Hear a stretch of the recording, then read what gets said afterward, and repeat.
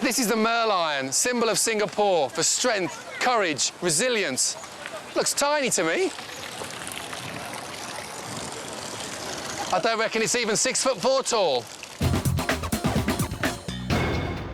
Currently in Singapore, foreigners can only buy apartments in the city, but not landed property, apart from changes in the ritzy area known as Sentosa, where 60% of the area is owned by foreigners.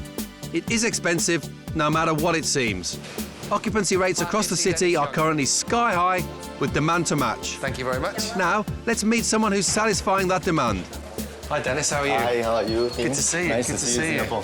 Yes. What a great spot this is. Thank you. So what's this? Okay, this is basically a hot desk. It's meant for our agents, more than 7,500 of them. They will be able to use this place as a hot desk wherever they need to make some calls, do some urgent write-up or whatsoever, and they touch and they go.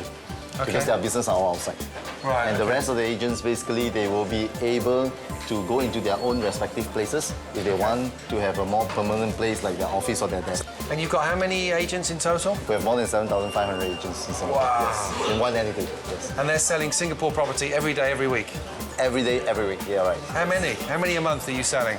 We have more than 2,000 transactions every month. Wow. Yes. Is that, so you're the number one, right, in this market? We are the #1 real estate company in Singapore, yes. That's a massive level of transactions, right? People obviously love property in this market. What are they buying? What kind of things? What's popular? Okay, the Singapore market has gone up a lot, particularly the last couple of years, mainly due to the populations have increased a lot in Singapore. We have, for the last 18 months, we have easily more than 500,000 foreign talents that has been getting their PR or citizenship in Singapore. Yeah. So that make up to the major growth. And on top of that, we are also a very small little country that with land scarcity. Yeah. So with this, we will be, the properties are always highly demanded, and the capital gain is always better than most of the countries. Yes. So this is a key thing. So people watching this program who are foreign investors wanting to get in on this incredible story, Right.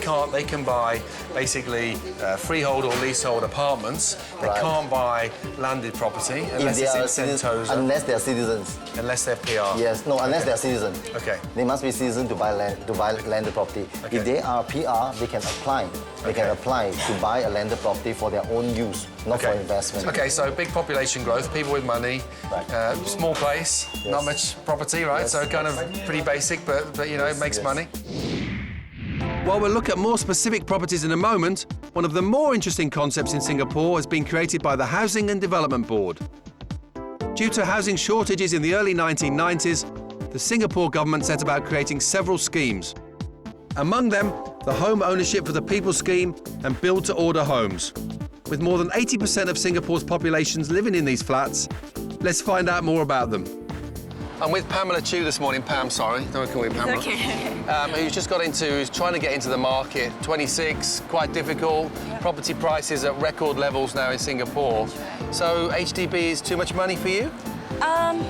Yes, it is, because you need cash on hand, and then we've just started working at 26, and we are saving up for marriage right now, so it's pretty hard for us. That's why we chose our build-to-order.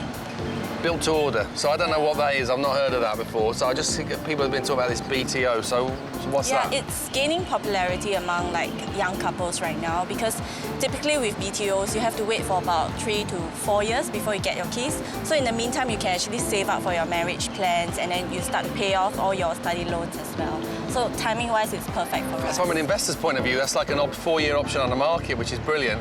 Yeah. But I can't take advantage, right? It's only for Singaporeans. Ah, you see. Yeah. So go on, what did you pay for your place? We booked a 4-room flat at Punggol area. Cost us about just over 290,000. Right, 290,000. So we're talking something in the region of probably sterling, about 130,000 pounds, maybe 180, 200,000 US dollars. So how much do you have to put down? It's a 10% deposit. Okay. Yeah, and then you get HDB loan as well. So, but you can only sell it off after 5 years. Okay. But by which time it should fetch us a good price. But again, you see, that's very smart by the Singapore government. They're not letting you speculate and take advantage of the system, right? That's right, yeah. So there you go. That's Singapore for you. And what I love about Asia is that people actually want to own their own properties, even when it becomes almost unaffordable. The government's stepping in and helping them to get in the market. They're not looking for council houses. They're not looking to rent. They're actually looking to try and get into the market, even on a 4-year option. I think Pam's been very smart here, because in 4 years' time, as sure as eggs is eggs, her 250,000 single will be worth a great deal more. And she'll also get a property for herself as well to live in with her future husband. Yep. Has he Hopefully. proposed yet? Not yet, but soon, I hope. And we go and find him.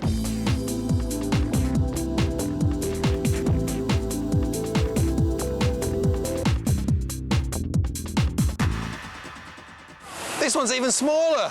No, I'm only joking. This is a real symbol of Singapore, and that's what I love about this place. It's so resilient, it is truly resilient. These people really knuckle down when the going gets tough. It's an incredible market. One of the great Asian concepts is feng shui, an ancient Chinese system that's believed to help one's life by the way buildings are built and utilised. The idea is to get good qi, or energy, and it's prevalent in places like Hong Kong and Singapore. To find out more, I talked to a local feng shui master. Hi, Vivian, how are you doing? Fine, thank you. Welcome to my house. Thank you. Yeah. Well, look, I'm guessing the builder didn't mess this up. But the gate and the door are both on the same angle, right? Is that on purpose? Yes, it is on feng shui purpose. I'm Okay. the builder of the house. Okay. I'm a feng shui master. I align this whole house according to the feng shui principle. Okay. So in feng shui, first we look at the external form. When I was building this house is actually facing northwest. So for me and my husband, we are better in facing a north house. So this building has been all aligned to facing north. And for the external form here, look at that, Tim. We have a little table mountain, man-made table mountain. So this is actually embracing the whole property area here. So the door, the gate has all been aligned to a perfect degree. Is this a feng shui for your particular sign, birth sign, or is it dependent upon if someone else lived here, would they want a different angle? No, but this house itself, the most important is external form, what we have to bring into the internal. And this door is being located in north. So when we have houses like door located on north, southeast, southwest, and east is perfect. So this is the north sector where we're in, north location and north facing. And then you've got the fish outside, that's all part of the same the thing? fish is also located in the north sector because we want to see water at the north. So I have a very good flying star energy, which is an 8-8. So I have the koi pond over there. So let's keep it simple then. Yes. For people that are watching this Yes. and are thinking about buying investment properties in Asia, Yes. they don't know about feng shui. Yes. So what should they be looking at when they're buying just simple, cheap apartments in Singapore, Malaysia, Hong Kong? What direction should it be? What are the key things they should know? The key thing is the environment outside first. It's first always environment first, then to the interior feng shui. So you must have the external feature, then you can pull in Like the what, energy. though? So give me, okay, you you know- can look at the road, where road is supposed to be. The incoming chi, you know, every time when you look at a place, if you look at mountains, if no mountains, you look at hill. If no hill, we can always look at the topographic of the land, and then whether there's a dragon, when you call it a mountain, there's a dragon, it will stop at the boundary of water. So the chi collection area, where the Alright. incoming area, you can have a curves, a road coming in, Alright, okay. or water feature external. You can look at pond, you can look at swimming pools. Right, if you got all that, it's quite a lot to remember. So don't have roads coming into you. You can be on a junction or a roundabout, no problem. Try and be looking at mountains, try and be looking at sea. Don't want to look at old fire stations, sort of redundant buildings. You know, it sounds pretty simple to me, but these are some of the things that you should be looking at if you're buying Asian property. When Buying Asia returns, I'll take a closer look at some viable properties in Singapore and show you inside my new home. What I love about these apartments, though, Singapore developers, is the quality is fantastic.